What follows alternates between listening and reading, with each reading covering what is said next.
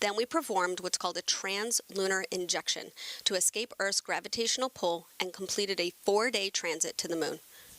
A lunar orbit insertion burn was then performed to enter the moon's orbit, where Blue Ghost spent the last 16 days. Additional maneuvers were performed during this time to enter a low lunar orbit. This brought us to about 100 kilometers above the moon. That's where the lander is right now as we get ready for our descent orbit insertion. No pressure, 100 kilometers. And during Blue Ghost's road trip to the moon, Firefly was able to downlink some pretty incredible imagery. Let's take a look back at that footage. So without a doubt, no matter how many times I see these, I am proud, inspired, and frankly speaking, just blown away at how stunning our Earth and moon look in the darkness of space. Now, when you're headed to the moon, that trip can vary depending on the selected route. Some might be a lot quicker than others, but Firefly chose that scenic route. We did, and there are a lot of benefits to that scenic route, actually. With that 45-day transit, we were able to conduct rigorous health checks on each Blue Ghost subsystem and on each of those NASA payloads. This route also gave us ample time to calibrate our propulsion system ahead of each of those critical maneuvers. We could then analyze the data from each burn so we could better predict performance and optimize our trajectory. Once we entered lunar orbit, we also had more time to calibrate our vision navigation system and verify its operations, which enable that precision landing. And most importantly, we were able to conduct payload science operations throughout that road trip and capture some incredible data for our NASA customers. Our NASA payload teams are pleased with the science and tech operations they have been able to conduct while Blue Ghost has been in transit. Among the 10 NASA instruments being delivered, I'm happy to share that all of them are expected to be healthy, so they are ready to work shortly after we touch down on the moon this morning. We'll be talking through the largest CLIPS manifest to date in more detail later on, but off the top, we do have a couple of key highlights we can share. The Lunar Global Navigation Satellite System Receiver Experiment, or LUGRA, tracks signals from the Global Navigation Satellite System at a record-breaking distance of over 200,000 miles while Blue Ghost was in transit. This data can help enable GPS-like solutions on the moon, which is really exciting. LUGRA is a collaboration between NASA and the Italian Space Agency. Another instrument, the Radiation Tolerant Computer, or RAD-PC, also began demonstrating the computer's ability to withstand space radiation while passing through the Van Allen radiation belts. I'm personally looking forward to the surface operations to collect more of that important data and science. But before we get into that phase of the mission, we're getting really close to that next milestone. Blue Ghost is set to perform its descent orbit insertion burn in just a matter of minutes, which will place the lander on its descent trajectory. As mentioned, this 19-second engine burn is performed on the far side of the moon during a planned comms blackout. So we're going to check back in with the team to confirm if it was successful once we reacquire that signal. If anything is off nominal, we'll actually get another shot at the descent orbit insertion. If everything looks good, though, then Blue Ghost will continue through its coast phase. We'll then perform a powered descent initiation and begin our D'Souza guidance phase around T-minus 12 minutes to landing. We'll talk more about each of those phases as we get closer, but in total, our entire descent takes about an hour. And this entire descent phase is autonomous, right? So meaning she's built and programmed to do exactly this. Exactly. However, Firefly does have the ability to override the descent and send commands to the lander as needed up until that powered descent initiation or the braking burn. Got it. That lasts about 9 minutes. It's at that point that we let Blue Ghost take the wheel before touching down in Mare Crisium. If you're looking at the moon from the Earth's northern hemisphere, it's a large basin that's located in the northeast quadrant of the moon's near side. This landing site was actually chosen by NASA. Can you tell us a little bit more about how that decision was made? Yeah, of course. The landing site selection for CLIPS has been an interesting evolution since the initiative has matured and the different contracts have been awarded. In the early days of CLIPS, companies chose their landing sites that suited their lander performance and safety. But with later CLIPS contracts like this lunar delivery, NASA selected the landing site based on the data requirements for the agency's science and exploration goals. Mare Crisium was selected for this mission because it has a large impact basin. There's a lot of good data that can be collected here about the basin's chronology and the different volcanic features. It may also help us understand the volcanic history on the moon, including how it formed and evolved. This particular area was chosen in part to avoid magnetic anomalies on the lunar surface that could interfere with some of the observations we needed to take of the Earth's magnetosphere. The science teams also looked for things like rock abundance because there's a drill, but rocks can also be dangerous, especially during a landing. So finding that right balance was key. More than anything, NASA wanted to make sure that the science goals could be accomplished while also ensuring it worked for Firefly. Now, within Mare Crisium, Firefly will be landing in a particular volcanic feature called Mons Latré, which was named after a French scientist who is considered the father of modern entomology. In fact, he named dozens of insects in the Lampyridae family, commonly known as fireflies or lightning bugs. And naturally, the Firefly team named the volcanic feature Mount Firefly. So I was told that. Are there any other goals that NASA is actually looking to conduct while we're there? Yes, there is one goal I wanted to highlight. It's personally my favorite goal. So another one of the science goals NASA is looking to do is looking at the limb or horizon, so before, during, and after a lunar sunset. And that said, the location of Mare Crisium also allows us to capture visuals of the lunar sunset after Fireflies operating on the moon for a complete lunar day, which is about 14 Earth days. There was one person who saw this in real life, and that was Apollo legend and former NASA astronaut Eugene Cernan. He captured this unique phenomenon during Apollo 17, where he observed somewhat of a horizon glow. Something about this glow actually caused the lunar dust to levitate from the lunar surface. So in order to share this with the science community, Cernan sketched this phenomenon that we can see right here on our screens. Now, NASA is interested in seeing this again over 50 years later through the eyes on Blue Ghost. Firefly is ready to capture this phenomenon during lunar dust conditions and further prove what the last astronaut to walk on the moon saw taking place. That's a moment I'm truly excited to witness and share, and maybe make a little postcard and send something out.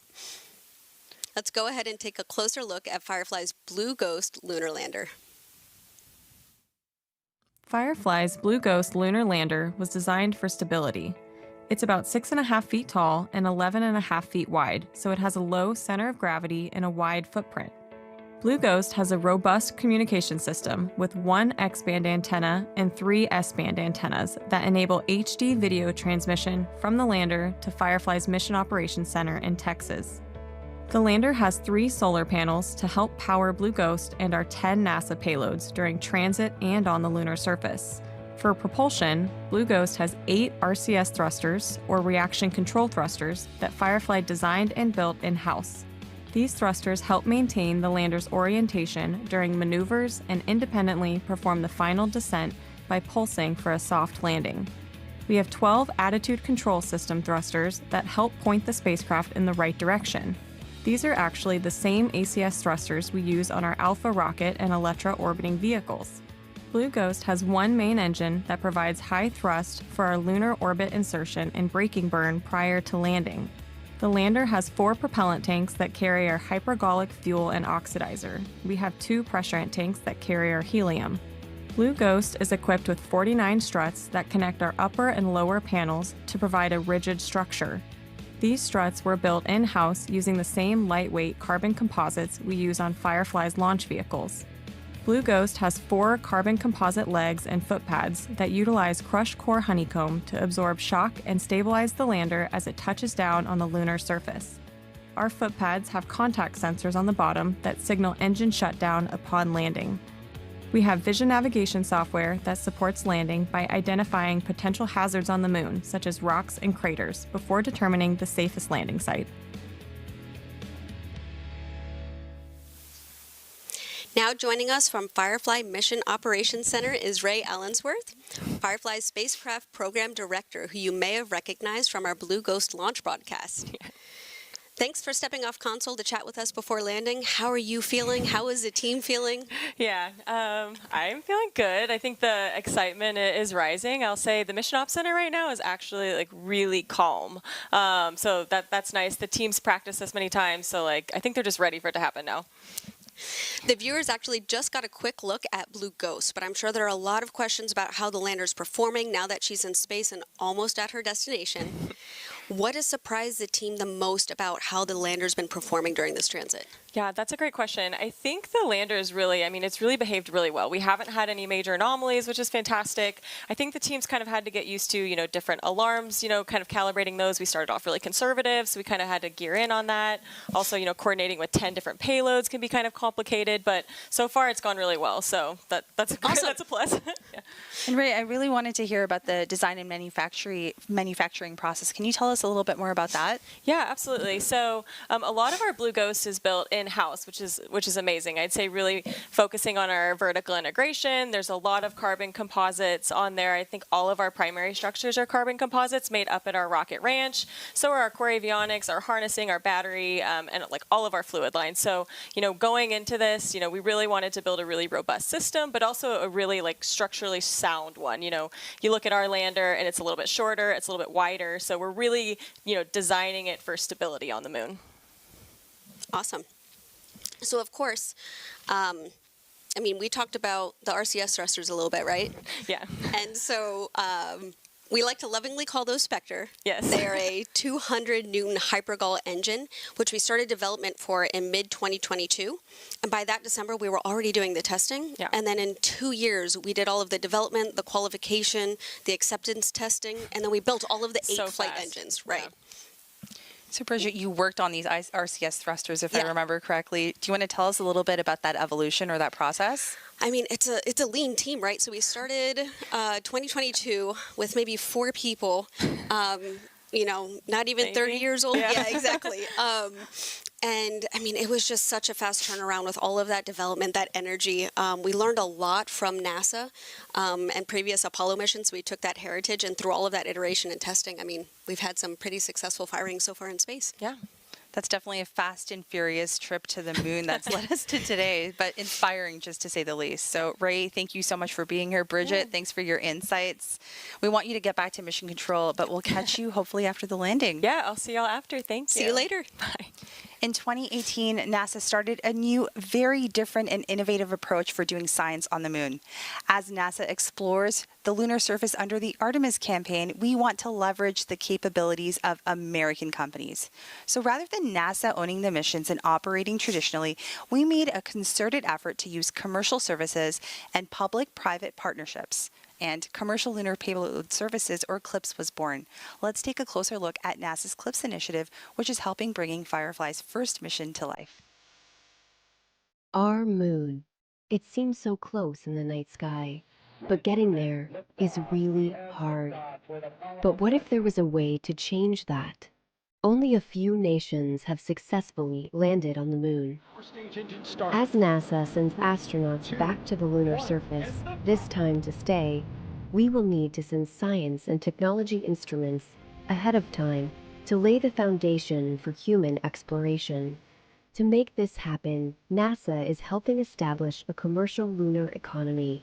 For the first time ever, there will be commercial delivery services to the moon. We are enabling American companies to send our payloads to the lunar surface for us. These delivery services will expand our capabilities for exploration, radically increasing the amount of science we can achieve.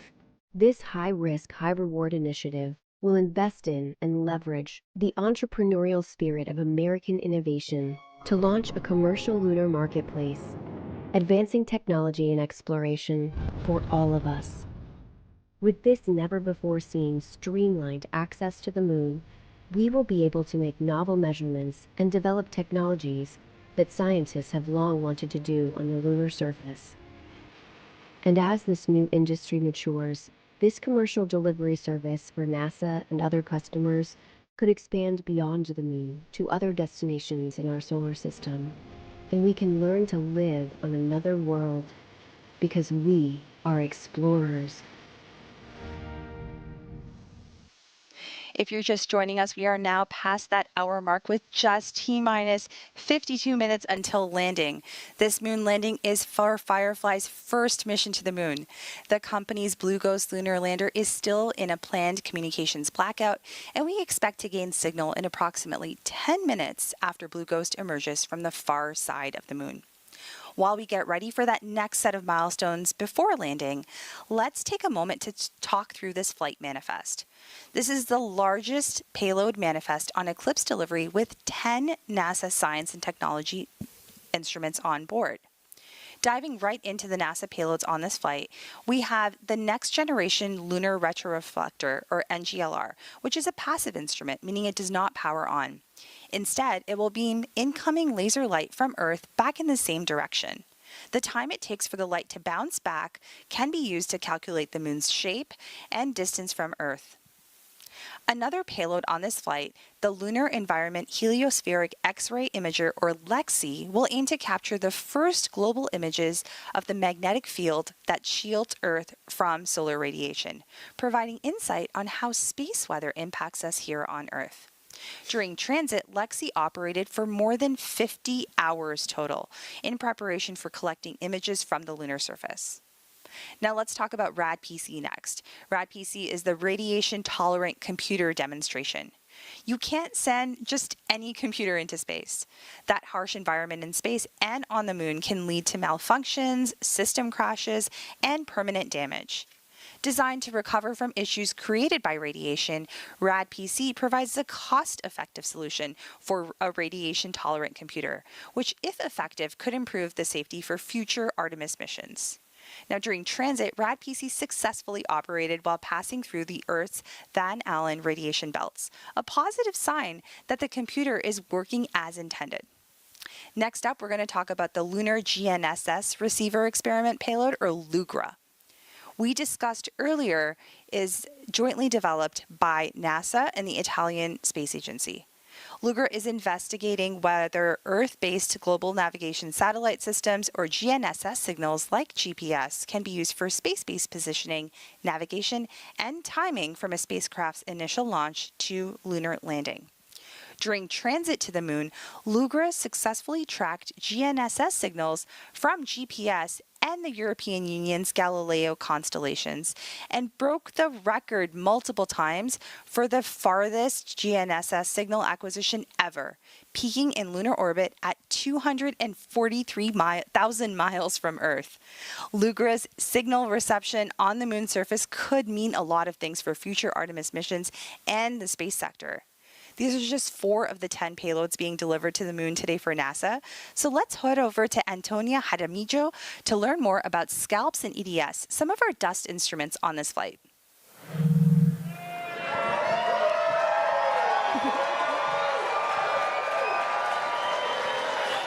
Thank you, Nilifer. We are here at our viewing location for Firefly's moon landing, and joining me is Kristen John, the technical lead for NASA's Lunar Surface Innovative Initiative. Kristen, thank you so much for being with us here tonight. Thank you for having me. Glad to be here. Now, Kristen, you're kind of the expert on all things lunar regolith or lunar dust. Can you tell us why it's so important that we study this? Yeah, absolutely. So if we think about where we're going tonight, to Mare Crisium, and every location that we go when we go back to the moon, we're learning something new about the sites that we're going. We're going to learn a lot of geology from studying the lunar dust and the lunar regolith. But from an engineering perspective, it's actually really interesting and really important that we study the dust or the regolith.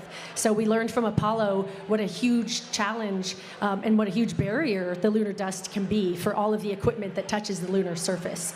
So if you think about the household dust that we have, that's not what the lunar dust is like at all, right? So we have a different environment on the moon. So on Earth, we have an atmosphere that protects us, but on the moon, we don't have an atmosphere. So over the billions of years that the moon has been around, it's been bombarded by these impacts and by meteoroids. And so that's created this, these impacts that have created this fine dust. So we have this really small particulate. And then on top of that, because we don't have erosion on the moon like we do here on Earth, the particulate is also very sharp. So it's much more like fine pieces of glass or shards of glass. And then on top of that, we also have this electrostatic nature of the dust because it's very dry and because of the different properties of the environment. So now you have this small, sharp, sticky dust. So when you send any equipment there, it affects literally everything. So as we go back with Firefly tonight, or this morning, I guess, and any mission that goes back to the moon, we're going to learn so much more about the hazards of the dust and how we can improve with every mission that goes back. And on this mission, one of NASA's science instruments is the electrodynamic dust shield that's going to actually help us, mitigate that lunar regolith. Can you talk to us a little bit more about that instrument and how it's going to also help our future astronauts when we go back to the moon? Yeah, absolutely. So EDS is a fantastic technology. So it's an active technology that actually has these transparent electrodes on different surfaces. So you can put it on a radiator or a solar panel or glasses or camera lenses to protect them. And it basically creates an electric field.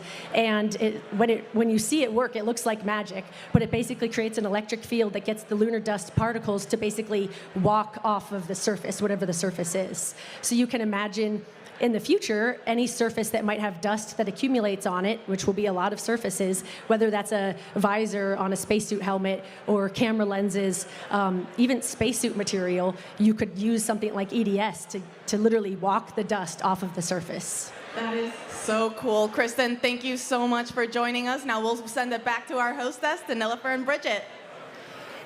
And thank you, Antonia and Kristen, checking back in on Blue Ghost status. The team here in Firefly's Mission Operations Center continue to track the lunar lander as it begins its next set of maneuvers. I'll call in. Blue Ghost lander has achieved nominal descent orbit insertion delta V for lunar landing. That is fantastic news that we just heard right All there. consoles were proceeding. All con journal log attached. Copy. All consoles were proceeding to step 45.6, post DOI and blackout lander status check. Starting with payload. Nominal. Com.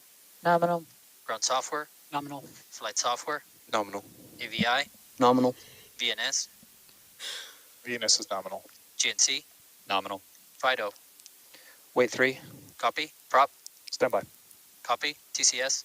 Nominal. Systems. Holding. Copy. FC. Nominal.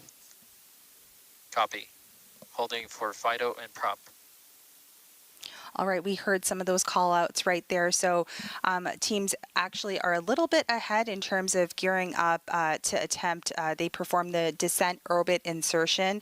The DOI took place on the far side of the moon. During Flight DOI, is nominal. Copy. all right, we're hearing calls out. Everything continues to be nominal, but during DOI, teams were actually in that planned Flight communication. prop is nominal. Copy. Systems. Systems nominal. C. C is nominal. Copy. All consoles nominal, post DOI and blackout.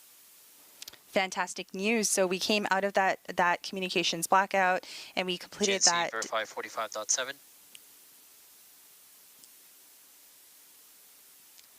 So we completed that DOI, that descent orbit insertion, and we are coming out from Alcon that. Ops, please be advised that there is 7.5 minutes until we start our slew from Suntrack to VNC Vector. This slew will orient the vehicle from pointing at the sun to pointing along the anti-velocity vector, and this will be one of 3 remaining slews of the mission. The second slew will occur when we switch our ephemeris to use the navigation filter solution. This is expected to take about 10 seconds, which means that we may or may not observe this in our live telemetry data rates. The third and final slew will occur about 6 minutes before ignition, and this will take us from pointing along the anti-velocity vector to pointing along the final descent vector in preparation for the braking burn. All right, so those are just some of the nominal call outs. We were expecting a little bit ahead of schedule. And Bridget, we did tune into the Mission Operations Center to hear some of those nominal call outs. But can you give us a little sense of what we can expect next? Alcon and Ops, this is VNS backroom. After reviewing the logs, I've seen successful configuration in video mode on all 10 Argus cameras. That is wonderful news. And you can also see those gauges have started to update now that we have that acquisition of signal. Alcon FC on Ops. Want to note that in about 9 minutes we are going to have an LGA swap during that slew that was just mentioned. We'll see a slight blackout for up to 40 seconds. Now that's wonderful news. You heard it here first. Firefly just completed that successful descent orbit insertion burn.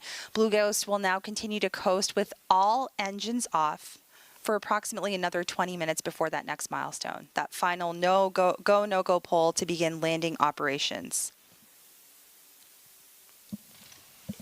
All right, so we do have something really fun while we wait for that next set of milestones. Bridget, you brought me a little gift here. It kind of reminds me of, it's reminding me a little bit of something I would maybe make a salad in, or maybe make some stir fry in. What do we have here? Exactly. So this is one of our foot pads that we actually tested. And it's funny that you mentioned that it looks like something you might stir fry in, because we actually, for the first demo of this, we took an industrial walk and tested it. That went well. So then we actually leveraged our composite technology, and we made an actual prototype of what our foot pad is that we've flown here. So what are we looking at here with this foot pad?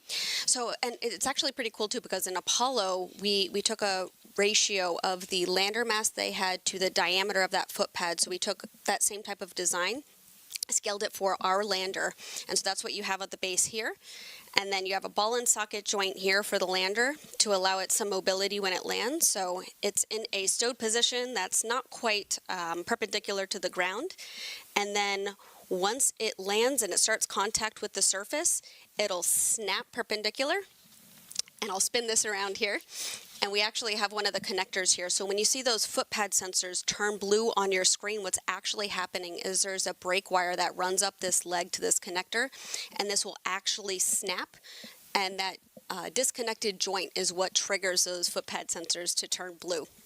So pretty cool design. And that's that graphic we'll see a little bit later on. Exactly. And so from what I understand, this is actually, that you said it's a real test article that was used before she went into space. Exactly. It's in really great shape. It is. So successful design. I mean, you can see some scratches on the bottom, but we don't have any major dings or anything like that. Yeah, definitely very successful. And you said that there is a way for some level of shock absorption. Yes. So, I mean, we are planning to touch down at about 1 meter per second, but we are still designed for something as much as 5 Gs and only 2 legs landing. You know, we want to try to put in enough margin into this as possible so we're successful. And what we, I don't actually have a piece of the honeycomb core here, but you'd actually have a cylindrical section inside this lander leg that acts similar to something in your car that crushes. So it would be a plastic deformation of that core inside of here. So maybe anywhere from a centimeter to an inch of that will actually compress and absorb some of that shock from that landing. I hope you have other goodies to show me a little bit later on, because I'm fascinated by this. And as we wait to learn more about about the mission, some of our other NASA payloads on board will continue to talk a little bit more about those. So another instrument on this flight is the Lunar Instrumentation for Subsurface Thermal Exploration with Rapidity, or what we know as LISTER. It's equipped with a drill and a thermal probe, which will dig up to a depth of 3 meters into the lunar surface and take some thermal measurements. By making similar measurements at multiple locations on the lunar surface, LISTER could shed light on the geological processes that shaped the moon. Now, next up, we have the Lunar Planet Vac, which is designed, it's LPV, and it's designed to collect lunar soil samples from the surface using a burst of compressed gas to drive the soil sample into the container, and additional instrumentation will then take images of the container's contents and transmit those results back to Earth.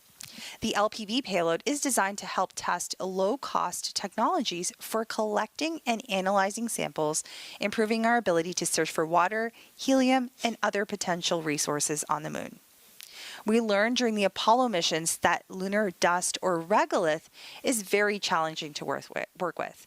It's extremely abrasive and actually clings to everything: gloves, boots, vehicles, and mechanical equipment. Now, next up, to learn about the potential challenges that dust poses to future Artemis-era missions, the Regolith Adherence Characterization Instrument, or RAC, will measure how lunar dust accumulates on different surfaces and materials.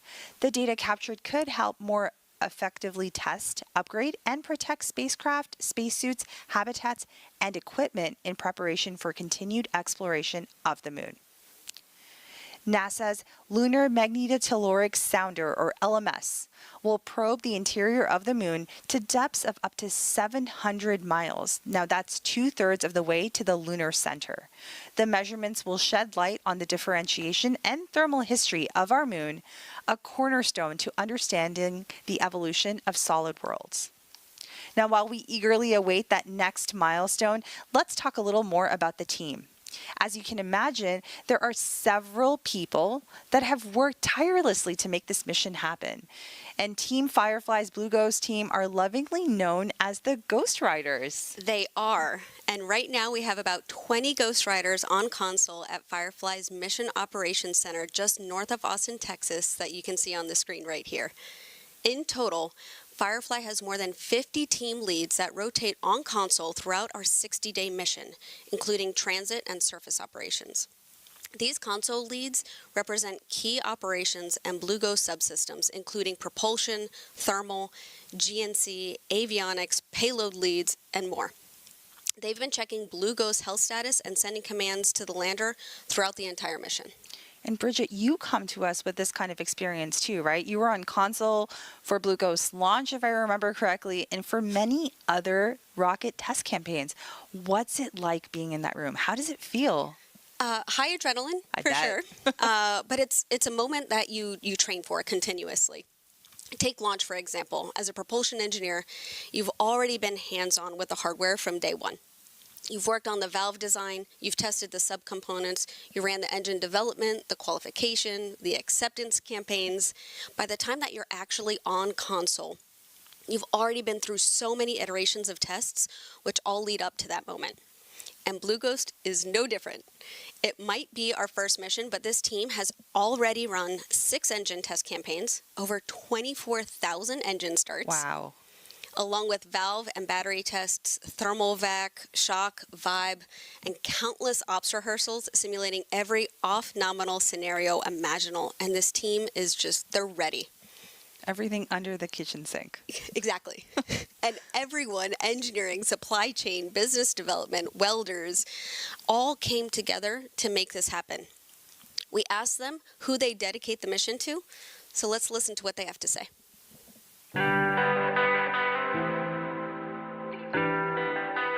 If I could dedicate the mission to anyone, it'd be the Blue Ghost engineers at Firefly. I'd have to dedicate it to my brother. He's very special needs, so he doesn't get to necessarily pursue a lot of these kind of things. I'd probably dedicate it to Dr. Woody Flowers. If I could dedicate this mission to anyone, it would be my daughter. I would dedicate it to my son, Bear. He's 1.5 years old, and he's named after me and my dad, Barry. Our names are on the plaque that's on Blue Ghost, so our names are going to be on the moon forever, and I think that's really cool. It would be my daughter. She's 14 months old. It would be to my 4 kids, Mateo, Elijah, Mia, and Isaac.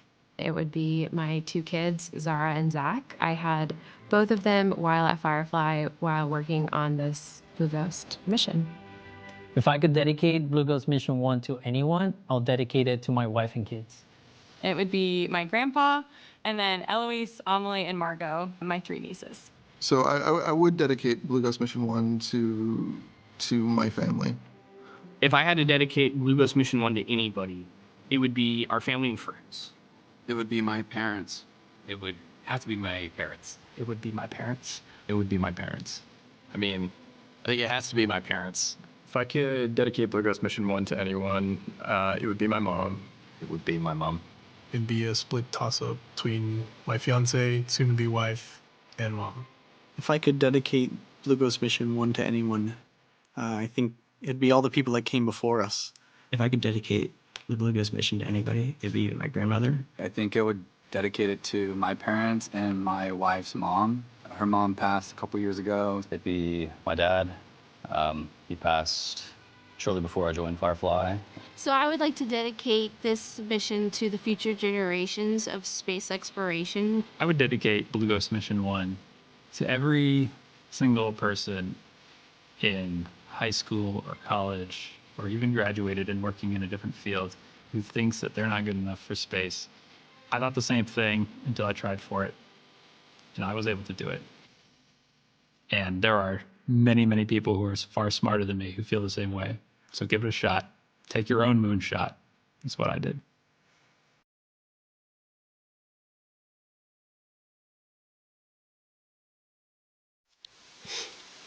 I'm inspired and just a little emotional after watching this. All the Fireflies and their families have been supporting the mission, including someone who's joining us right here.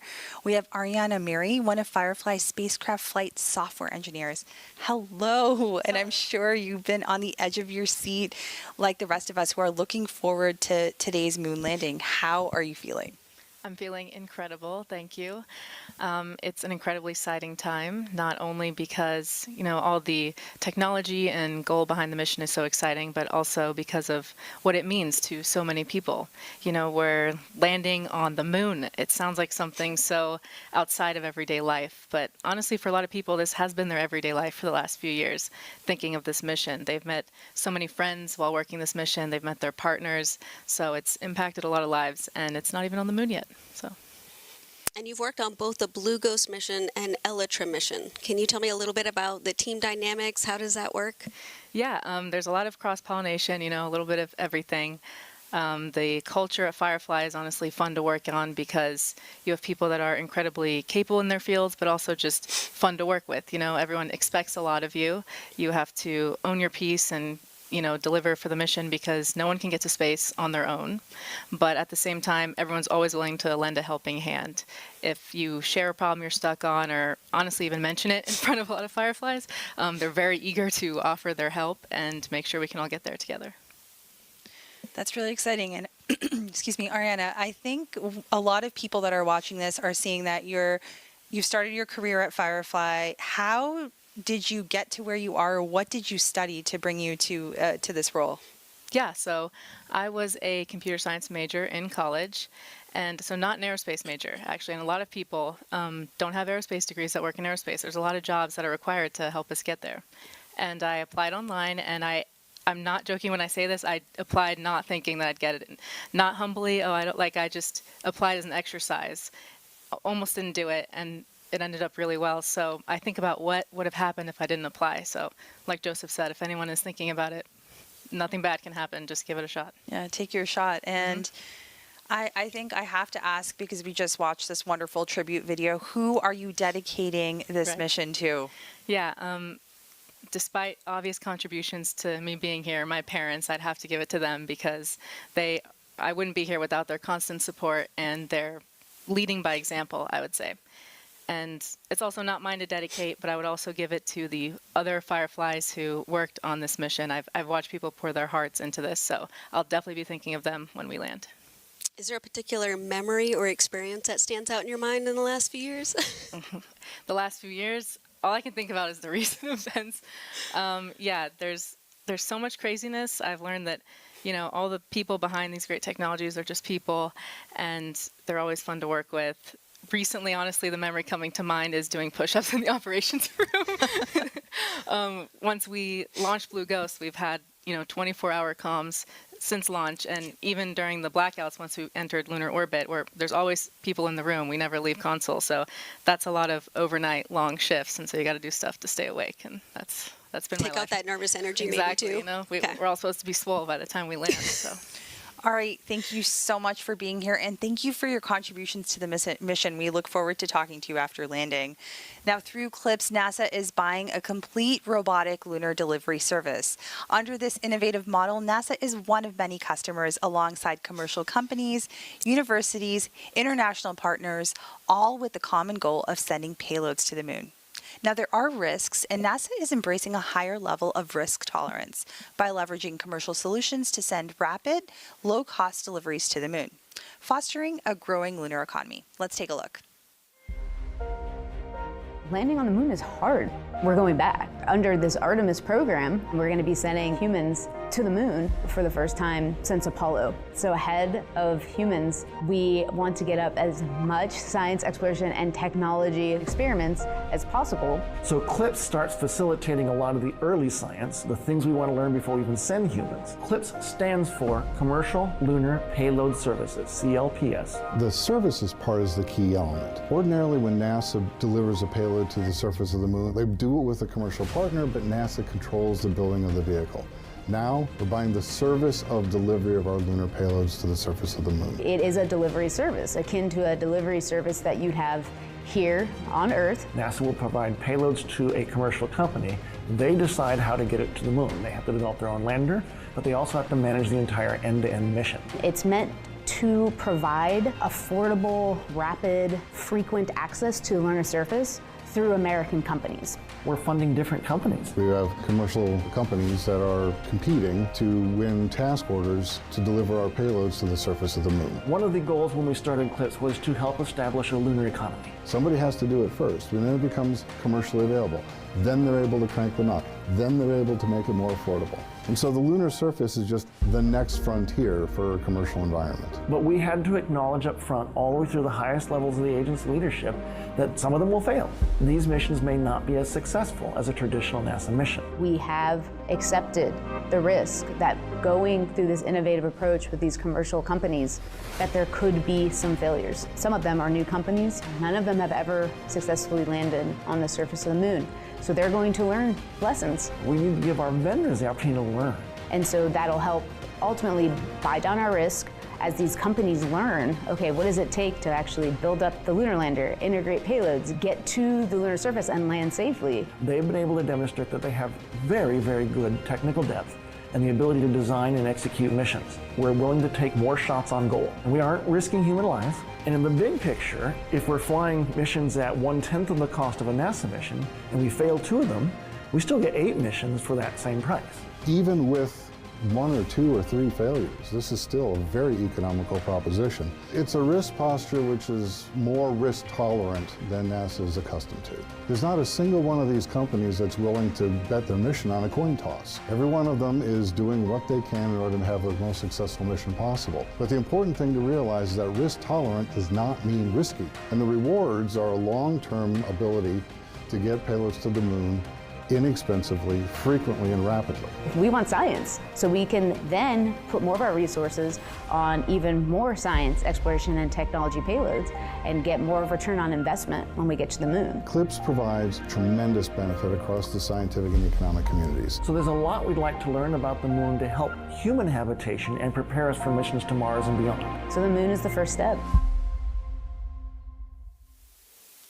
Now let's head over back to Tony to speak to one of NASA's leaders.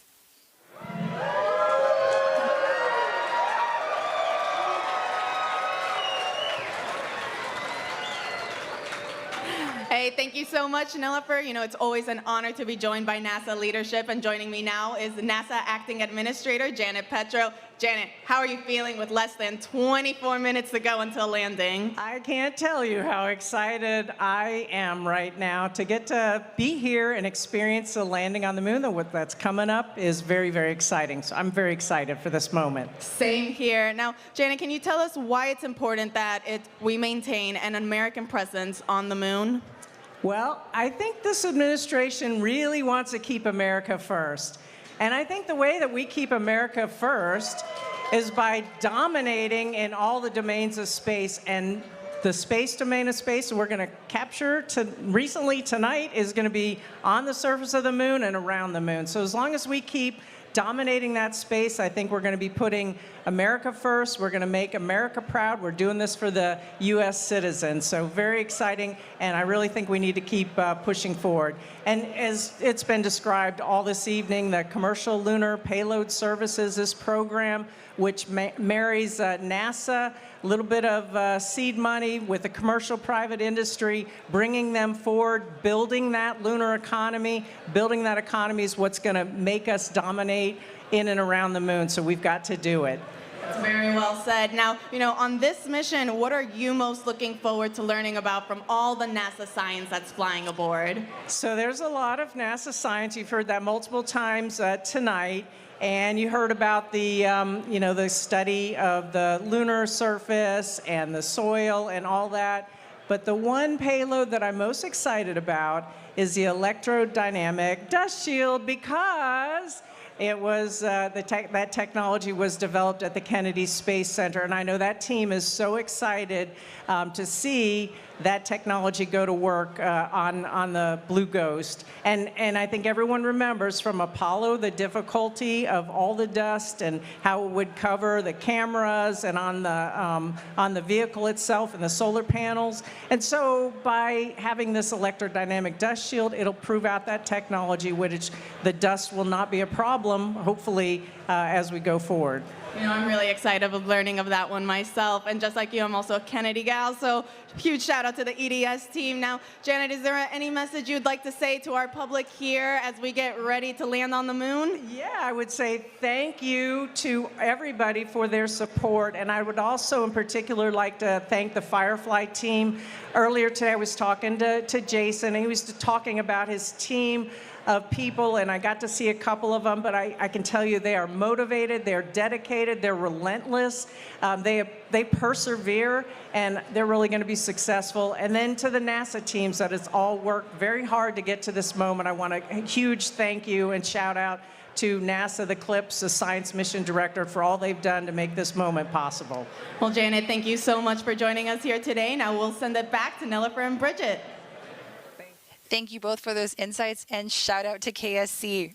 We are now in the final moments of descent. If you're just joining us, this is the NASA Firefly lunar landing broadcast for Blue Ghost Mission 1 as part of the agency's Commercial Lunar Payload Services, or CLIPS initiative. With just less than 21 minutes before touching down on the lunar surface, the team is planning to conduct that final go, no-go poll for the powered descent initiation, or PDI, in about 5 minutes. Now, while we get ready for that, I know there are a few more steps before the actual touchdown. What can we expect in the upcoming descent phases? For our next descent phase, Blue Ghost will perform a fully autonomous powered descent initiation, which is a 9-minute braking burn that utilizes all engines to reduce Blue Ghost's orbital velocity from 1,700 meters per second down to just 40 meters per second. It's during this time that Blue Ghost uses D'Souza guidance to position itself above the target landing site, where we'll pitch over from a horizontal to a vertical orientation. And if you're not familiar with D'Souza, it's considered the optimal guidance law for planetary lining. And Christopher D'Souza is credited for this. D'Souza's model is actually very similar to the guidance model used during the Apollo moon landings. Exactly. And during the D'Souza guidance phase, Blue Ghost is fully autonomous. No pressure. We won't be sending any more commands to the vehicle until we touch down on the surface. We trust the lander to do what she was designed to do. Following D'Souza, Blue Ghost will enter the terminal guidance phase at T-minus 100 seconds to touchdown. Blue Ghost's main engine will shut off, and our RCS thrusters will perform the final descent by pulsing as needed to reduce our descent rate down to just 1 meter per second. So it's like a slow walking speed. It's during this phase where our vision navigation system is actively scanning the lunar surface, assessing things like craters, slopes, and rocks to automatically select a hazard-free target that's within our landing zone. Starting at T-minus 11 seconds to touchdown, we'll then enter the landing guidance phase, and it's during this phase where Blue Ghost's descent rate is maintained at that 1 meter per second. And I'm already feeling those nerves. That landing descent profile has to be precise. It's very, very impressive. Now, throughout this entire descent, do you keep the engines firing, or do they all shut off? What can we expect there? Great question. So those Spectre engines we spoke about before, they're designed to pulse. They give us a very fine-tuned control during descent. Each of those engines fires 4 times in a second, anywhere from 60 milliseconds to 235 millisecond bursts. So about as quick as a bird flapping its wings, or as long as a blink of an eye. Then, once the lander's foot pads detect contact with the surface, they send a signal for the engines to cut off. And what you see on the screen now is a visualization of these contact sensors to show which of those foot pads have successfully touched down on the surface. Now, that procedure sounds so simple when you explain it, but we both know how much work it got to get to this point. We know how we are going to land, but what will we see? And most importantly, what about the pictures? So to set the stage, there's 2 types of antennas that we talk about here. We have an S-band antenna, which you can kind of think of as our lower resolution SD antenna, and then you have your X-band, or our high resolution. The plan is to use our S-band antenna to send our first images, hopefully within about 30 minutes of a nominal landing. But if that data rate is too limited, we're going to switch to X-band. This takes a little bit longer to deploy and calibrate, but once it's up, we're going to have a much faster downlink for high definition images and video. So that was really helpful, and hopefully we can expect those images to come in shortly after we touch down on the lunar surface. So at this point in time, we got a little preview of that landing sequence, and thank you so much for sharing what we can expect. I'm really excited to see those first images. Step 47.2. So we heard that call for that go, no-go poll. Teams have been training for this mission and are now getting ready for that go, no-go poll ahead of that PDI we talked about, or that powered descent initiation. Here's what to expect now. If the poll's a no-go, Firefly does have another opportunity to do another orbit around the moon. Volcon and ops. SLU has begun to our final descent vector. 1 minute until SLU completion. GNC verifies step 46.2. So as I was saying, based on how this goes, if we are a no-go, then we have another shot at orbiting the moon and doing a powered descent initiation. But if we're go, Blue Ghost will take the wheel and perform that autonomous descent operation Bridget just went over with us. Now let's GNC go. verifies step 46.3. We're going to go Volcon ahead. on ops, 5 minutes to power the descent ignition. Perfect. We heard that 5-minute call out. Consoles 1 minute away from PDI go, no-go poll. Step 47.2. Let's tune into the Mission Operations Center and listen for that poll.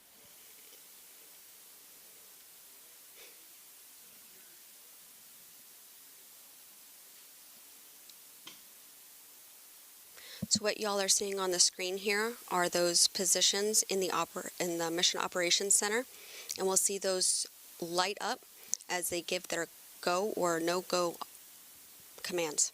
And on our screen right now, we are seeing our flight director, right? That's right. So that's Charles right there. He's our flight director for this mission. Volcon on ops. SLU is complete. GNC verifies step 46.4. Right. Everything continues to remain nominal as we stand by for that go, no-go poll. Volcon on op. VNS is reporting position covariance below 50 meters. And that VNS is our vision navigation system. Thermal state is 11. We will be starting PDI at 97% state of charge. All consoles, flight on ops. PDI cannot be aborted if the lander has transitioned to descent critical. Also at this point, we're going to proceed with our power descent initiation go, no-go poll, starting with payload. Go. COM. Go. Ground software. Go. Flight software. Flight software is go. AVI. AVI is go. VNS. VNS is go. GNC. Go. FIDO. Go. Prop. Go. TCS. Go. Systems. Go. C. Go. FC. Go. All consoles, Blue Ghost lander is a go for power descent initiation. And y'all heard it from Volcon on Charles. ops, 3 minutes remaining until power descent initiation. We are go for the powered descent initiation. In the next 15 minutes, we're going to tune into our Mission Operations Center as the team monitors the vehicle and prepares for that final descent. Now, there are some of those visuals that you were describing earlier in the show, Bridget. So we can see our countdown clock where we're about 14 minutes, just almost under 14 minutes from landing.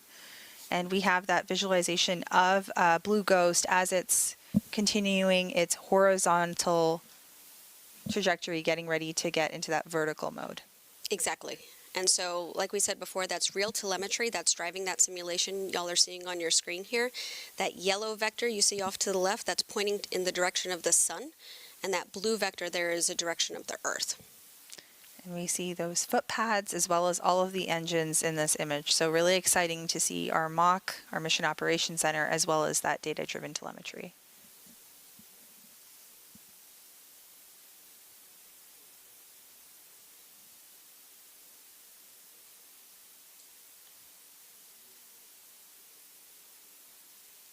All right, if you are just... Volcon on ops, 2 minutes remaining to power descent ignition.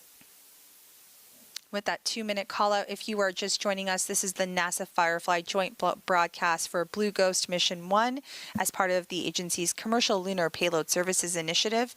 We are standing by as PDI process and procedures do continue. Just as a reminder to those of you who are tuning in, the graphic visualization that we do see is has about a 15-second delay, and we did cover that at the top of our broadcast. So just as a reminder, there is that 15-second delay. So we may actually Settling started. we may hear that call for landing before the data does get there, but we would like to point that out and keep that in mind as we continue to follow along. That last call out you heard was propellant settling, so we actually use these ACS thrusters that will 60 seconds to PDI. that'll help settle that propellant, so the propellant's where it's needed to in that fluid system for ignition. So exciting.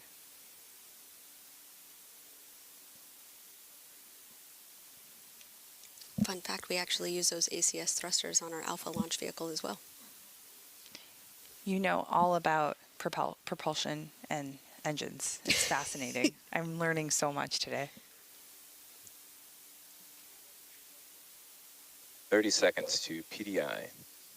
And there you see a couple folks on console. So that is Raj and Will Adams. So they are supporting on TCS and prop. It's for propulsion and thermal control systems. 10 seconds to PDI. Let's stand by and tune in to mission 7, logs. 6, 5, 4, 3, 2, 1.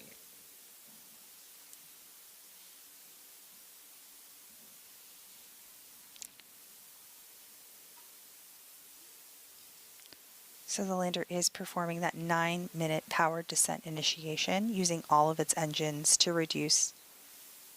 And you can see that on the simulation right there with Main the engine engines on. going. Main engine is on. We see that Descent critical. call All outs going consoles, on. flight and ops, and abort is no longer possible.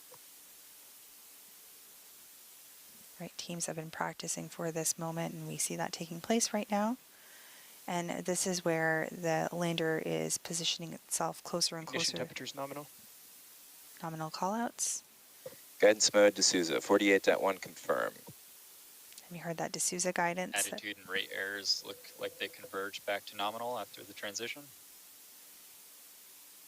Current draw is nominal.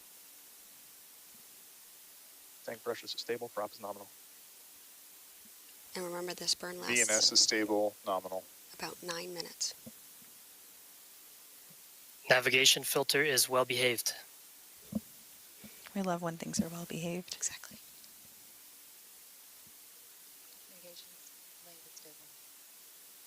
We just heard the call. That comm is stable as well. Comms link is stable. It's during this burn where we were going All con ops, 9 minutes remaining to pitch over. 455 kilometers south of the target, 16 kilometers above it. we're reducing our velocity down to 40 meters per second in this burn. And so on that gauge, what you'll be looking for is about 144 kilometers per hour. And just as folks are tuning in right now, our PDI is actually that braking burn. Exactly. So we're continuing to slow our speed down and bring the vehicle from a horizontal configuration or horizontal orbit into a we're pitching over the lander into a vertical configuration. Exactly. All of our RCS engines are firing at a mid to high throttle here in the anti-velocity direction to slow us down. We're shedding all of that horizontal velocity like you're saying.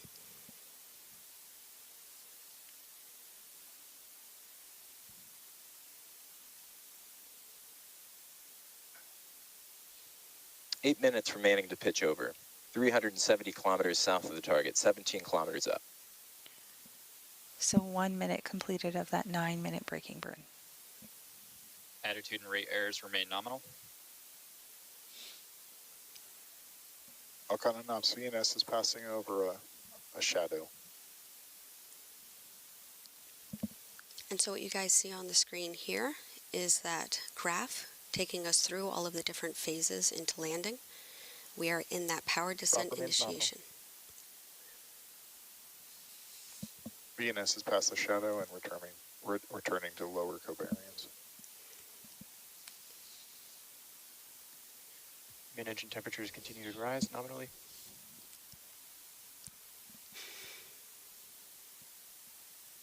How are you feeling?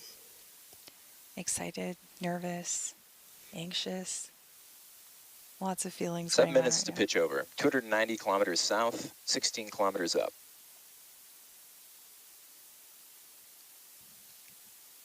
GNC flight and ops, verify 48.2 when ready. Wilco.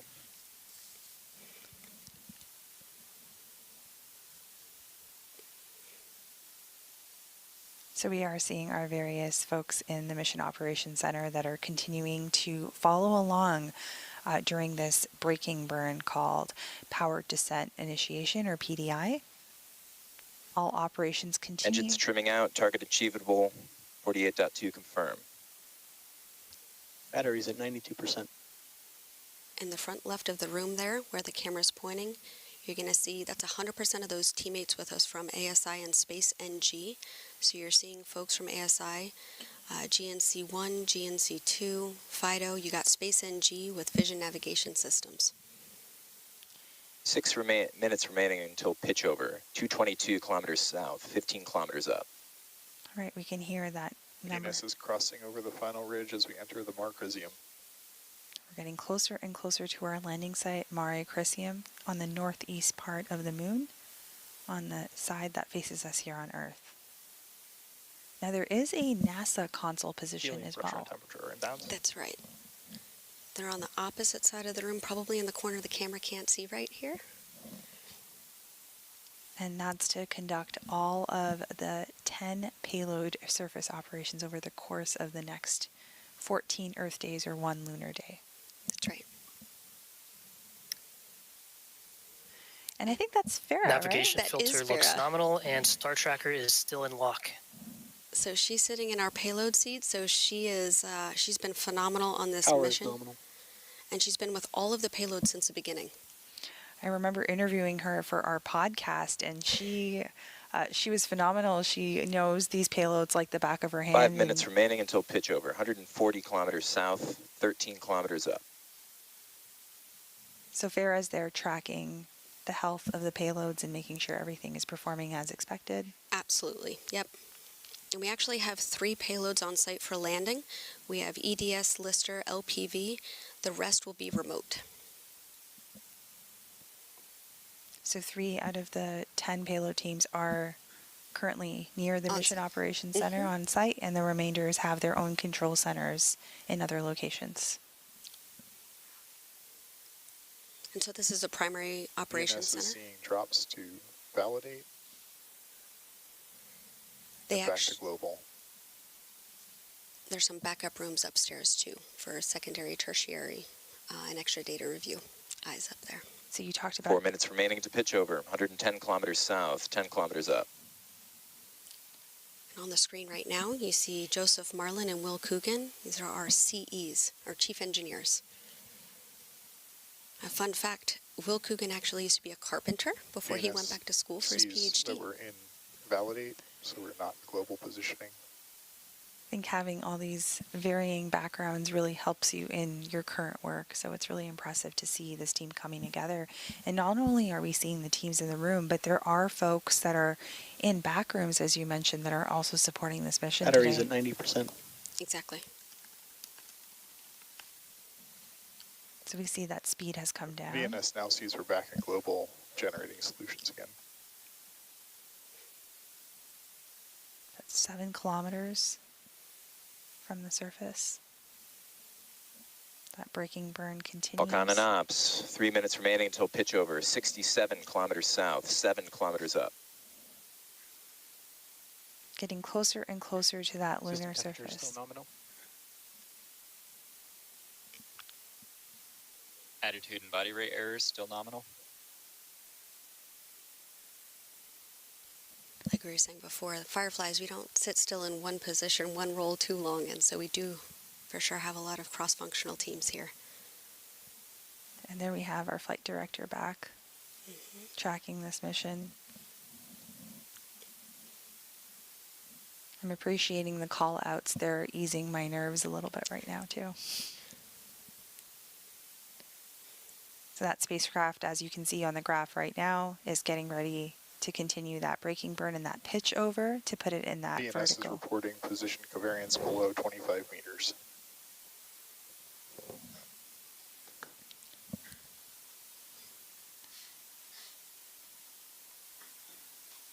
Two minutes remaining to pitch over. 35 kilometers south, 4 kilometers up.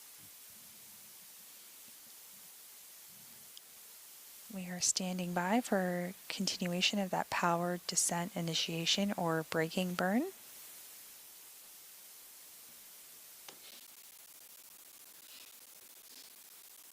This is where all engines are firing to pitch GNC over. Flight Ops, verify 48.3 when ready.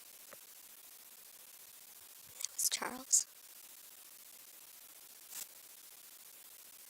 Do you know what seat's missing, what subsystem? What are we missing?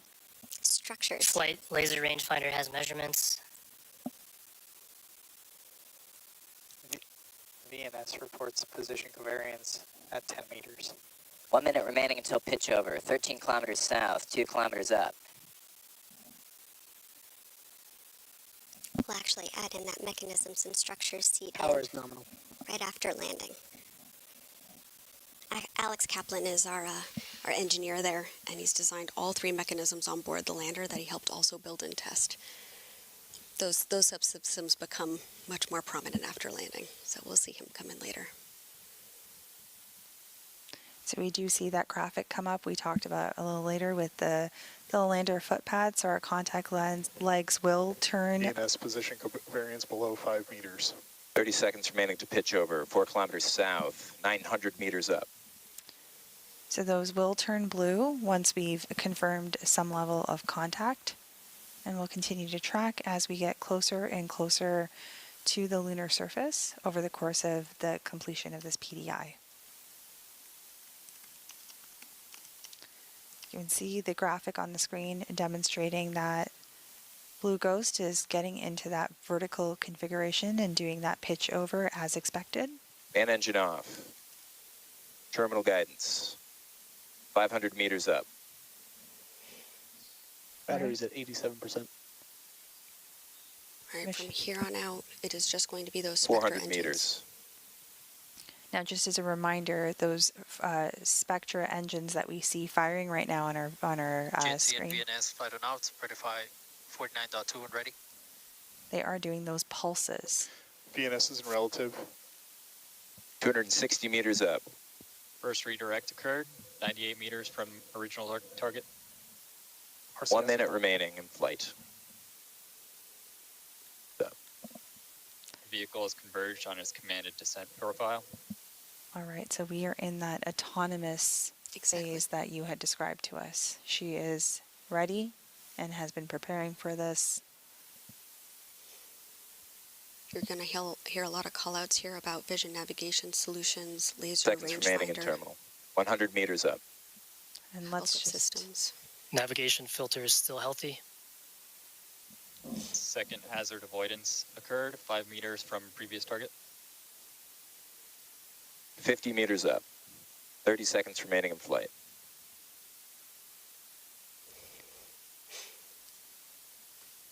Payload verify 49.4. Copy. Verified. 11 meters up.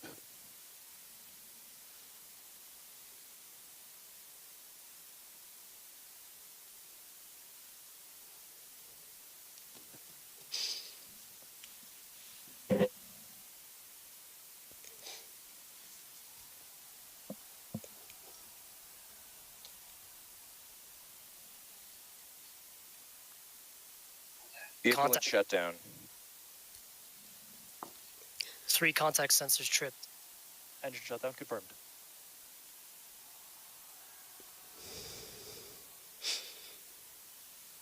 Power is nominal, vehicle is charging.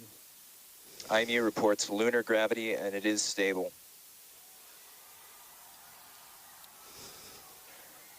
Al Khan, Chief Engineer on Ops. Y'all select the landing. We're on the moon.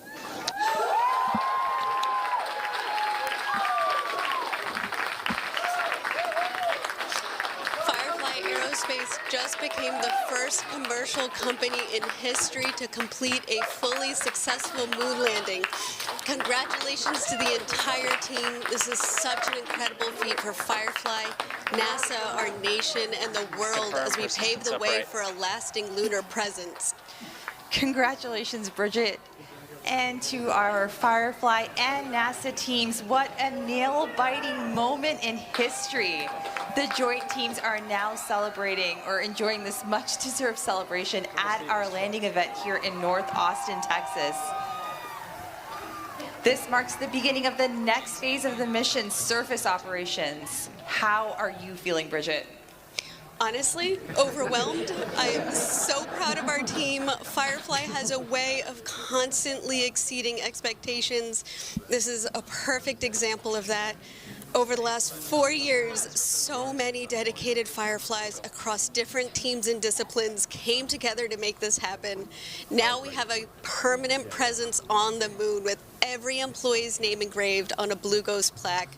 So now when we look up at the moon, we can tell our kids and future generations that their family name is up there. Thanks to this team and everything they have achieved. But it's not over. We will be operating the payloads and gathering even more data that will make an even larger impact on the future of space exploration. Congratulations. Thank you. And now this lunar lander is gearing up to conduct those surface operations and downlink that anticipated image from the lunar surface. So while we stand by for that, we have Tony back with some guests from NASA's Science Mission Directorate. Tony. Here, we're going to be right here. Enjoy, you'll be right here.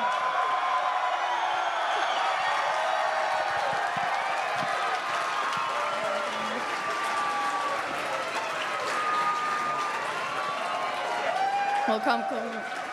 Thank you, Nilofer and Bridget. Now joining us is Associate Administrator for the Science Mission Directorate, Nikki Fox, and then the Deputy Associate Administrator for Exploration with NASA Science Mission Director, Joel Kearns. Nikki, Joel, I mean, what a momentous occasion. How are you guys feeling? We're on the moon!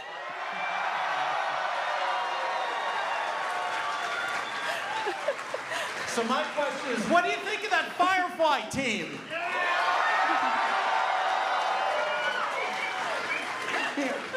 It is such an exciting time. I mean, what a huge congratulations to everyone. Now, Nikki, can you tell us a little bit more about why this landing location was chosen and why, Blue Ghost is on the near side compared to when some other landing sites are chosen for other of our Eclipse flights? Yeah, absolutely. We choose, I'm sorry, I'm just so excited right now, but we choose our landing sites very carefully. Our Eclipse landers will go to the South Pole, to the near side, to the far side. This one in this really perfect location. We want to study the geological features on the moon. We want to study the interaction with the solar wind. We want to just learn more about the regolith. We want to be able to prepare for our future astronauts to go and keep them safe. And so we chose the science instruments perfectly to go to this incredible place on the moon. That we did. And Joel, this is the most NASA science that we have sent on Eclipse flight thus far. Can you tell us a little bit more then? What is the primary goal, or what are we hoping to find then with all of this? So we're landing in a place that's of great scientific interest, but it was also at a very achievable place to land. And there are studies that range from studies of the sun that we'll conduct from the surface of the moon, studies of the abrasive dust of the regolith. We're going to drill into the surface. We're going to pick up regolith. It was going to answer so many questions over this one lunar day long mission. It's going to be really one for the history books. That's right. And speaking then about all those questions that we're going to answer, Nikki, tell us, what then of the science and data that we learn on the moon, how can that help us back here on Earth? So there are so many ways that, everything we do in NASA science is so interconnected. We study everything from the center of the sun to the edge of the universe. Right now, focusing on the moon, learning more about particularly things like, how that regolith, how it sort of interacts when we land, what the plume looks like, how sticky it is, if we can clean it off those surfaces, just telling us all about that. For us here on Earth, all this technology that we're sending up to the moon continually all has real-world applications as well. And so everything that we do, coming back and serving humanity and inspiring the world with NASA science. That's right, we sure are. That's really fascinating. Talking more about, some of the scientific instruments that we're sending. As we know, Joel, some of those science instruments have flown on prior CLIPS flights, and they're also scheduled to fly on future ones. Why is that? Why do we choose some of the same instruments for certain flights and different ones for others? Well, we've only really been to a few places on the surface of the moon during Apollo or even with our robotic surveyor craft from the 1960s. There were a bunch of measurements we really want to take to characterize overall around the moon. Sure, especially the South Pole where our astronauts will go initially, but there are particular scientific questions where you have to take the same measurement on the near side or the far side in a mare, one of these frozen lava pools, as opposed to the Highlands Mountains, to really understand the moon, and based on that, to better understand Earth. I can't wait for that. And, Nikki, talk to us then about some of the lessons learned then that we have, learned from now our other CLIPS flights that were applied for this one or, for the future ones. Yeah, I think one of the amazing things about our CLIPS providers is they are all there for one another. Even today, Jason was sharing stories about what some of the other teams have been sending. Good luck to Firefly today. It is just an amazing community. And that is what we wanted to do with the CLIPS program, was really get this sustainable commercial lunar economy and have it led by American companies. And that's so important to us. As Joel said earlier, we're not doing this as NASA, we're doing this in partnership with these American companies. And so, just seeing the community that we're building is just so, so amazing. And so just congratulations to everybody. Yeah, very well put. To both of you, how are you guys feeling right now that we're on the moon? I don't know, it's all in a day's work, isn't it? Really, it's a Sunday. No, honestly, it is so, so, so amazing. We were standing outside watching it, and Joel was getting instant, feedback from all those amazing people in the mock. And it's just incredible it was just, I don't know, seeing it come down and then you're suddenly like, oh my God, it's 5 kilometers above the surface. And so it's just an amazing, amazing achievement. I am so proud of everyone in this room because you all had a part in putting this lander on the moon. Whether you're a Firefly or whether you're a family member of a Firefly or whether you're a member of the amazing NASA science team, congratulations.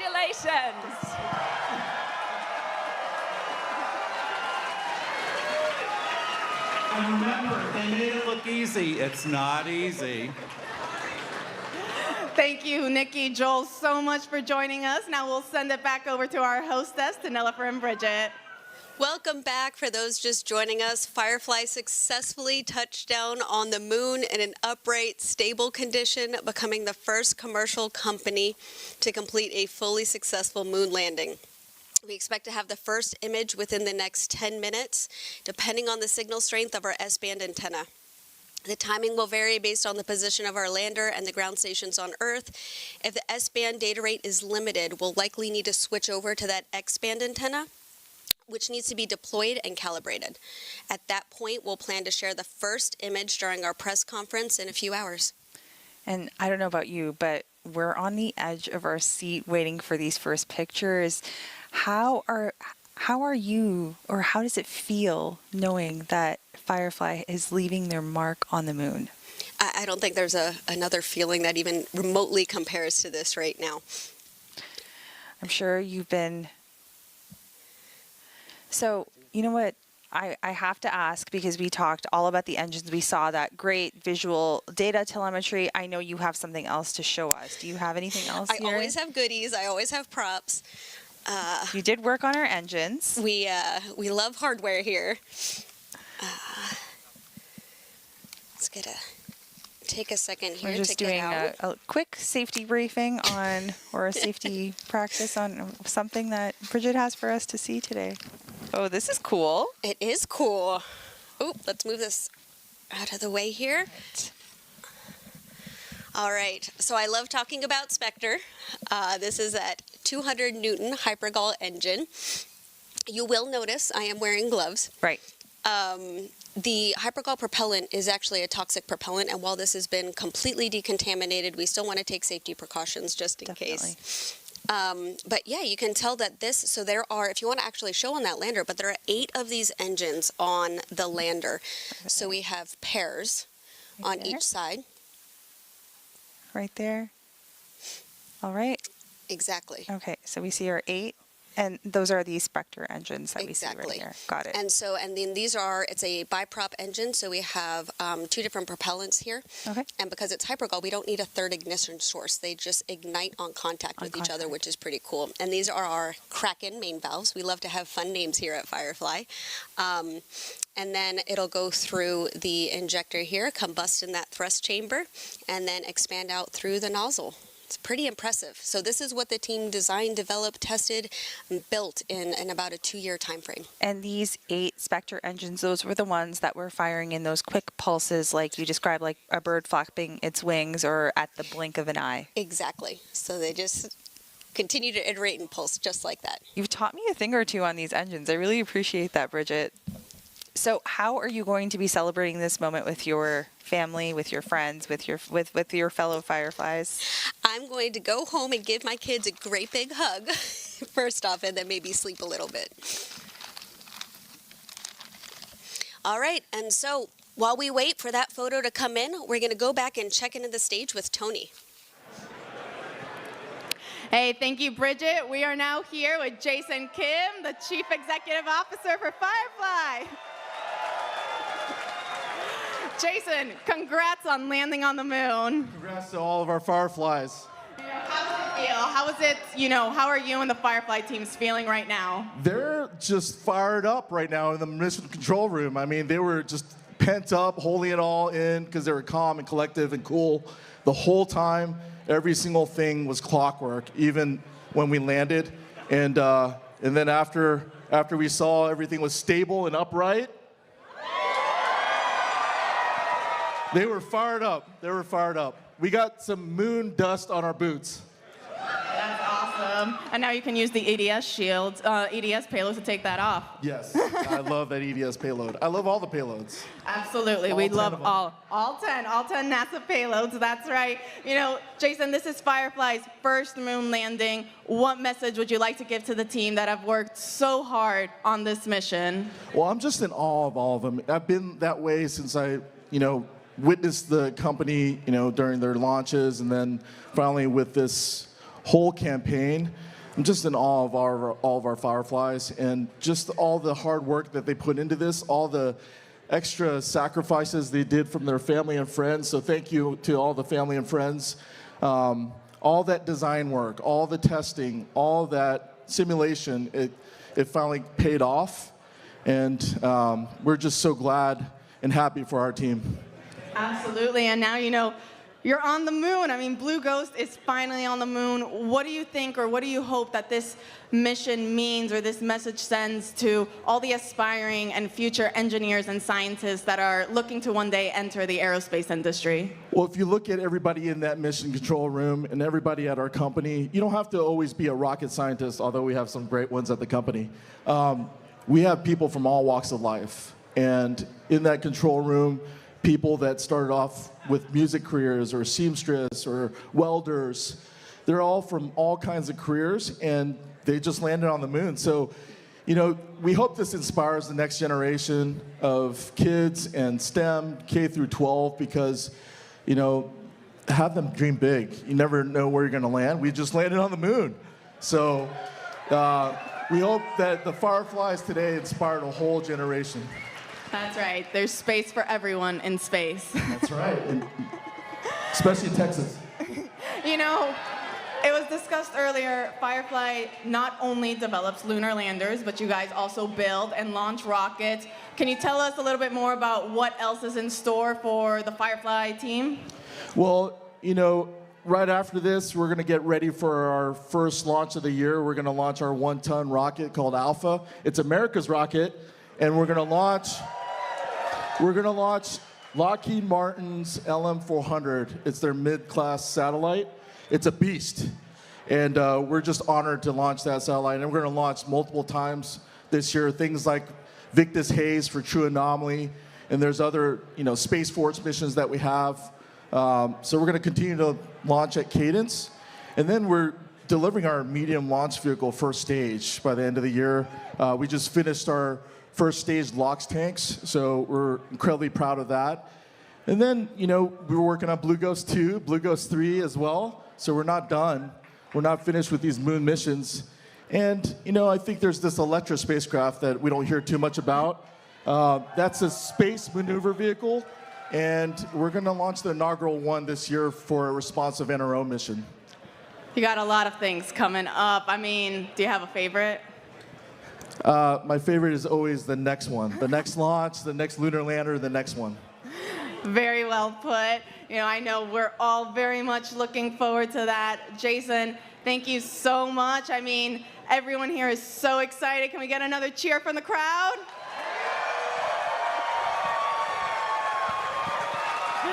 Awesome. All righty, well, we'll go ahead and send it back to our hostess, to Nilofer and Bridget.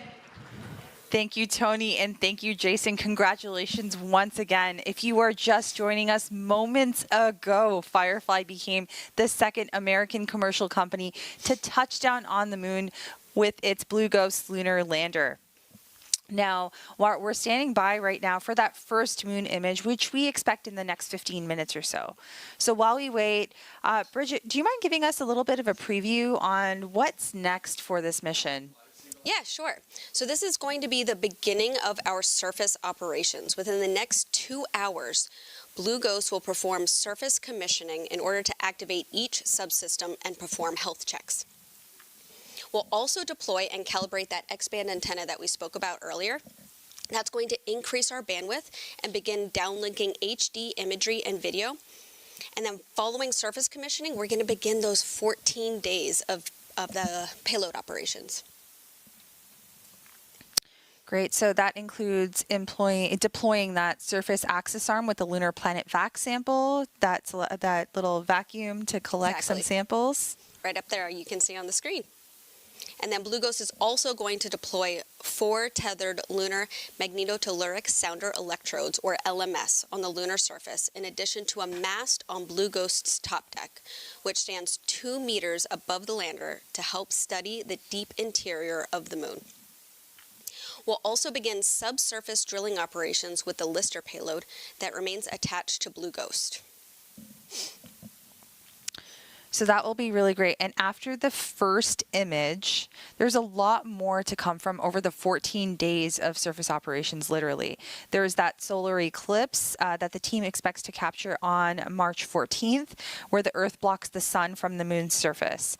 And then we also have a few days later to capture that lunar sunset we discussed early on in the broadcast, but that is expected on March 16th, where it will verify that dust levitation phenomenon that was seen at the last Apollo, when the last Apollo astronauts were on the moon during Apollo 17. Exactly.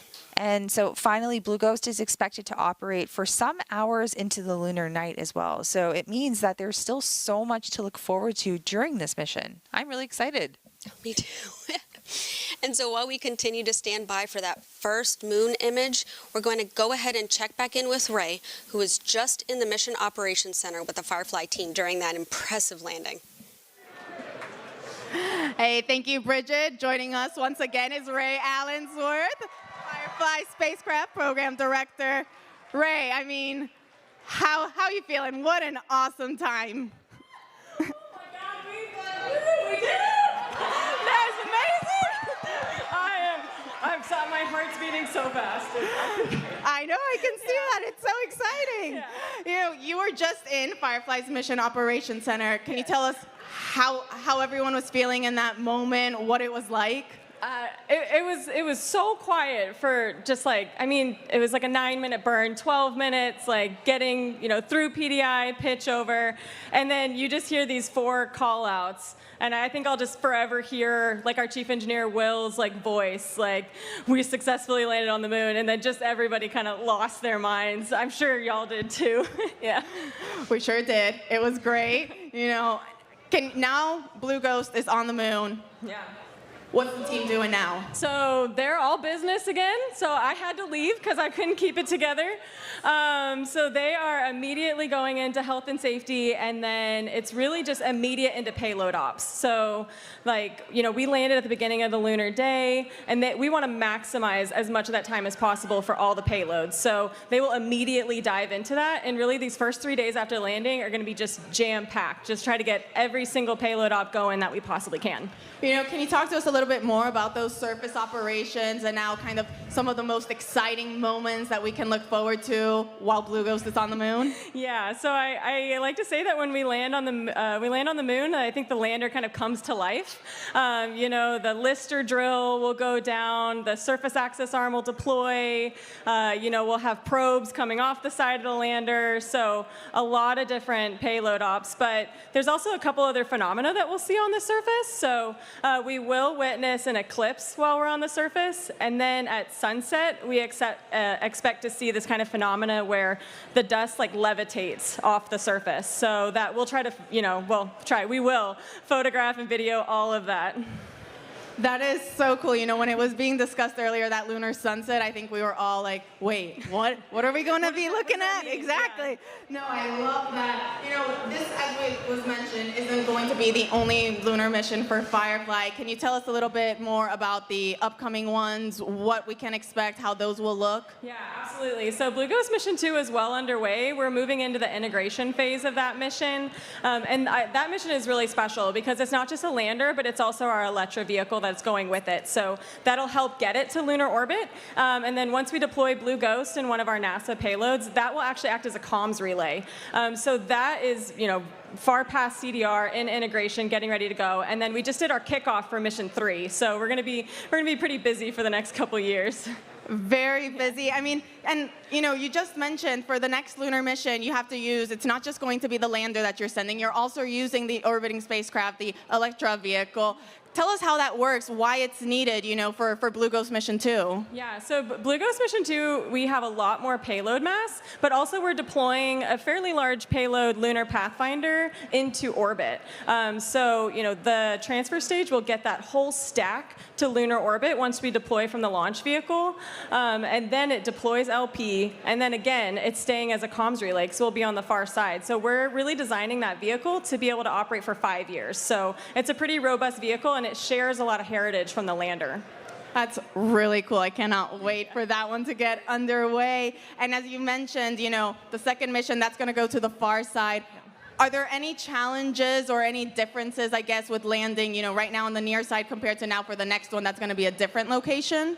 I think we know less about the far side. So, we had a relatively good amount of data for our specific payload site for Mission 1. We're landing equatorial far side on Mission 2. A little less familiar with that area, but really, it's really well suited for the payloads because they want it to be totally radio silent. So it's dark in that regard.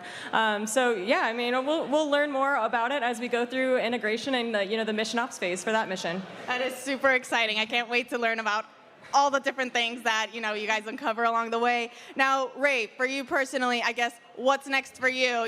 What are you going to be doing for the rest of this mission, or are you now full steam ahead on Blue Ghost Mission 2? I'm going to go to sleep and then just dive right into surface ops. I'll be in the mock a lot, and then maybe a PTO day or two, and then just Mission 2. Well, you definitely deserve a day or two of PTO. Ray, congratulations once again. Thank you so much for joining us. Now, we'll send it back to our hostess, to Nilofer and Bridget. Thank you, Tony, and congratulations to both of you once again. In case you missed it just moments ago, Firefly successfully landed on the moon at 2:34 a.m. Central Time. The Blue Ghost lunar lander safely touched down in Mare Crisium, delivering those 10 NASA science and tech instruments. Now, we should just give a heads up that we do expect another image, or their first image rather, to come through in approximately the next 30 minutes. We are standing by for that, but let's talk a little bit more about what to expect and what took place over the course of the landing. So let's take a look at that incredible landing. Now that we're on the surface, we're, like I said,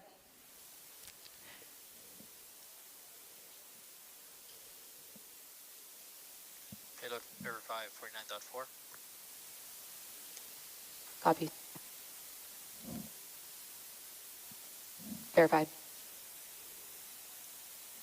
11 meters up.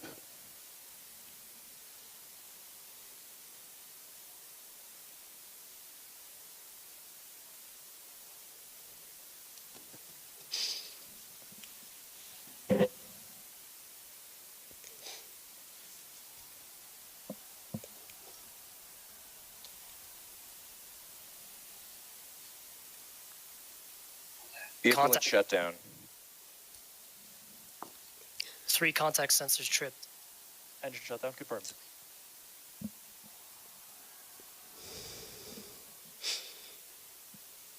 Power is nominal, vehicle is charging. IMU reports lunar gravity and it is stable.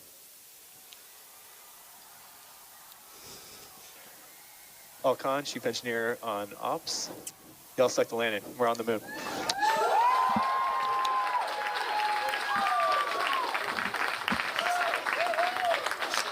Firefly Aerospace just became the first commercial company in history to complete a fully successful moon landing. Congratulations to the entire team. This is such an incredible feat for Firefly, NASA, our nation, and the world as we pave the way for a lasting lunar presence. congratulations, Bridget.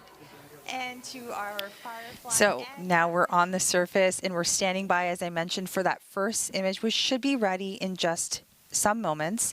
But Blue Ghost is on the moon for the first time. And we know that image won't be the same quality that we've seen over the course of this mission or while it was in transit. And that's because she's just getting settled in her new home and getting all of the comms and things sorted out. Teams have been working towards this moment and will continue to stand by as we anticipate that image. We also want to check back in with Tony, who's with Chris Colbert. Tony? Thank you, Nilofer. Joining me is Chris Colbert, manager for NASA's Commercial Lunar Payload Services Initiative. Chris, I mean, what a time to be alive. Woo! We did it! Congratulations, Firefly. Awesome job.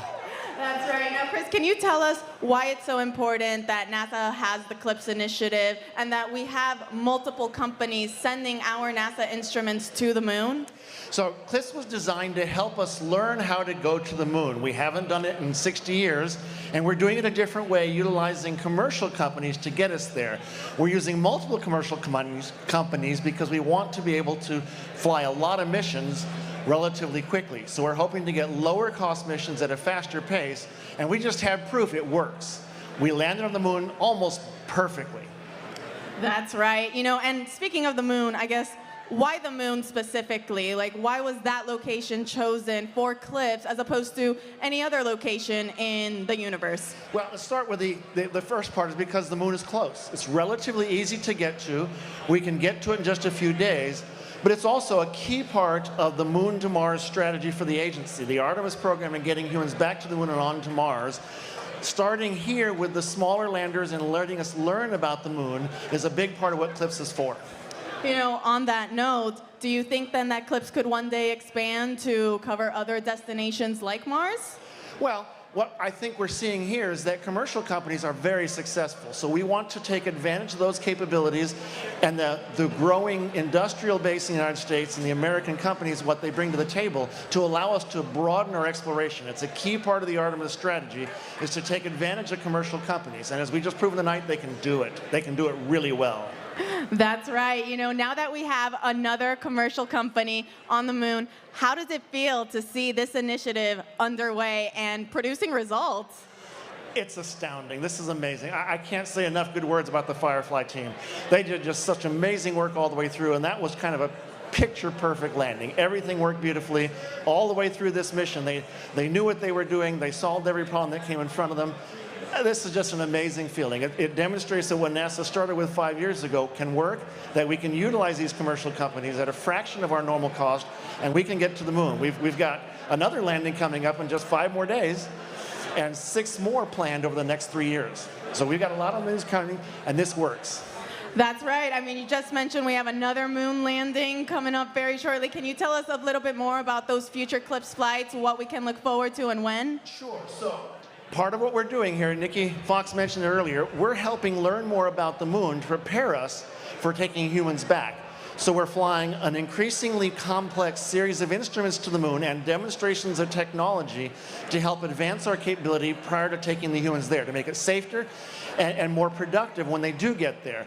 We'll see those missions scattered out fairly consistently over the next 3 to 4 years as our instruments are matured and put together, and we take advantage of what we learned from these early missions. You've heard a lot today about the instruments on this mission. We'll learn from those instruments and make adjustments to the instruments we fly in the future. And you'll see those spread out over the next 2 to 3 years so that by the time we take humans back, we know a lot about the moon. That's cool. I'm very much looking forward to that. I mean, Chris, you know, thank you so much again for joining us here. Now, we'll send it back to our hostess, to Nilofer and Bridget. Thank you both, and thank you, Chris, for guiding the entire CLIPS team since day one. I know it's an accomplishment, and I know that I am not alone as I express gratitude for your guidance and support over the years. We are all so grateful for you. Now, we do have something exciting that we've all been waiting for.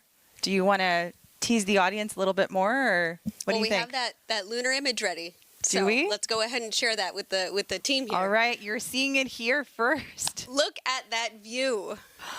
I'm feeling a little bit emotional, and I'm feeling over the moon. Now, when I look up at the moon from down here, I will always remember this exact moment and the fact that Blue Ghost Mission 1 is in the northeast region in Mare Crisium. What an incredible sight. Bridget, can you tell us what we're looking at right now? Yeah, so this will be one of those cameras on the lunar lander. We're looking at that lunar surface, so you can see the various features of that regolith, the crater, some rocks, and that Vision navigation system did such a phenomenal job finding what looks like a relatively flat surface for us to land on. And then obviously you can see some portion of our lander in that image as well. Now, this is that low quality image we anticipated, but Firefly expects to share more imagery and insights at the upcoming news briefing. That's right. We'll get that X-band imagery, and then we'll actually also be able to get that video from landing. Now, before we get ready to wrap, what else is next for Firefly, Bridget? In the coming weeks, Firefly is scheduled to launch Lockheed Martin's LM-400 satellite on our next Alpha rocket. The Firefly team is also gearing up for our next mission to the moon in 2026, and that mission is part of another NASA CLIPS task order. But this time we're going to utilize a 2-stage spacecraft configuration with Firefly's Blue Ghost lander with a stacked Elytra orbital vehicle to support operations in lunar orbit and on the far side of that moon. To learn more about the rest of Firefly's upcoming missions, you guys can always check out fireflyspace.com/missions. And I know NASA has a lot coming down the pipeline, too. What do y'all have in store for us? We do. We are busy. So CLIPS continues to be an example of how NASA is enabling commercial services at the moon to support long-term lunar exploration. We have more CLIPS deliveries that are planned through 2028, and the next CLIPS lunar landing is coming up. Intuitive Machines' IM-2 mission is just days away to landing on the moon on March 6th at Mons Montan, which is near the moon's south pole, which you can follow on all of our NASA channels. On top of the next moon landing, we also have a launch. We're launching 2 new NASA science missions together in the coming days. NASA's newest space telescope, SpaceX, and its rideshare Punch will lift off from Vandenberg Space Force Base in California. Now, then after that, we do have the launch of Crew 10 to the International Space Station, which is targeting no earlier than March 12th, as well as the return of Crew 9 shortly after. And beyond that, there's Artemis 2, the first crewed mission of the Orion spacecraft and Space Launch System rocket, which is scheduled for no later than April 2026. Bridget, it's been a privilege to sit next to you as we go through this historic moment, and we are looking forward to that all-important data that Blue Ghost will gather from the lunar surface. So thank you so much for joining us for this joint moon landing coverage of Firefly's Blue Ghost Mission 1, which delivered 10 NASA instruments to the northeast region of the near side of the moon. And that's going to be a wrap for us tonight. We are incredibly proud of what this team has accomplished today. We want to thank you all for joining us. Be sure to tune into the joint Firefly and NASA press conference that's set to begin at 4:30 a.m. Central or 5:30 a.m. Eastern on NASA Plus and Firefly YouTube. We do plan to share our HD imagery we talked about and that descent video during that time. And we'll also provide more in-depth updates on the mission ahead.